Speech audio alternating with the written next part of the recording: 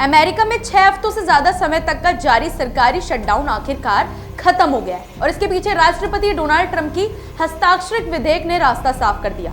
यह शटडाउन 43 दिन तक चला और इस दौरान लाखों सरकारी कर्मचारी अपने घरों में बैठे रहे। एयर ट्रैफिक कंट्रोल सिस्टम गड़बड़ा रहा है और खाद्य सहायता जैसी जरूरी सुविधाएं भी रुक गई हैं। ट्रंप ने ओवल ऑफिस में कहा कि ऐसा कभी दोबारा नहीं होना चाहिए और इसे देश चलाने का तरीका नहीं कहा जा सकता।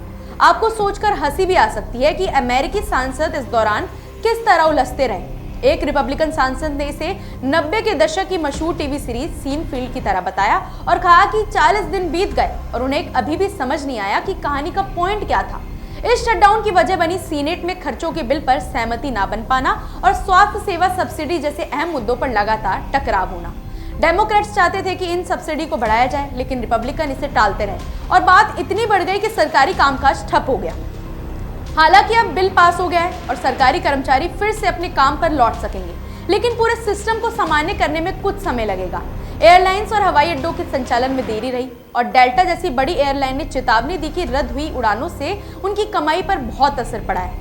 शटडाउन का असर अमेरिका की अर्थव्यवस्था पर भी भारी पड़ा। रिपोर्ट्स में कहा गया कि इस वजह से चौथी तिमाही में जीडीपी की वृद्धि दर में गिरावट आ सकती थी और करोड़ों अमेरिकी, खासकर वो जो खाद्य सहायता पर निर्भर हैं, अपने लाभ से वंचित रह गए। अब बकाया वेतन और फंडिंग जारी होने से स्थिति धीरे धीरे सुधरेगी, लेकिन नुकसान पहले ही हो चुका है। इस बीच कांग्रेस के अंदर भी राजनीति ने अपना रंग दिखाया। कई सांसदों ने ट्रंप की आलोचना की और डेमोक्रेट्स ने हाउस में जोर देकर कहा कि बच्चों से खाद्य सहायता और स्वास्थ्य सेवाएं नहीं छीनी जानी चाहिए। ट्रंप और रिपब्लिकन ने इसे जल्दी सुलझाने की कोशिश की, लेकिन दोनों पक्षों के बीच कोई स्पष्ट विजेता नहीं देखा गया।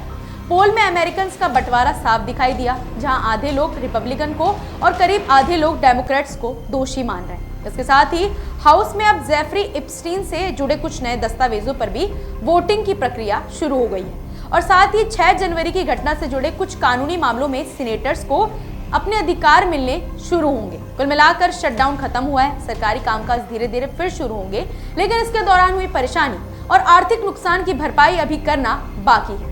अमेरिकी नागरिकों के लिए राहत की खबर यह है कि अब फंडिंग और वेतन वापस आ जाएगा, एयरलाइंस कामकाज में सुधार करेंगी और घरों में खाद्य सहायता बहाल होगी। लेकिन ये भी समझना जरूरी है कि ऐसी स्थिति कभी भी दोबारा ना आए, इसलिए आगे राजनीतिक दबाव और समझौते ही देश की स्थिरता तय करेंगे। ये पूरा घटनाक्रम न सिर्फ राजनीति की जटिलताओं को दिखाता है, बल्कि ये भी बताता है कि आम लोगों की रोजमर्रा की जिंदगी पर इसके कितने सीधे असर पड़ते हैं और सरकार के कामकाज में एक छोटी सी रोक कितनी बड़ी परेशानी पैदा कर सकती है। फिलहाल ऐसी ही अपडेट्स के लिए जुड़े रहिए हमारे चैनल द इंडिया मूव्स के साथ।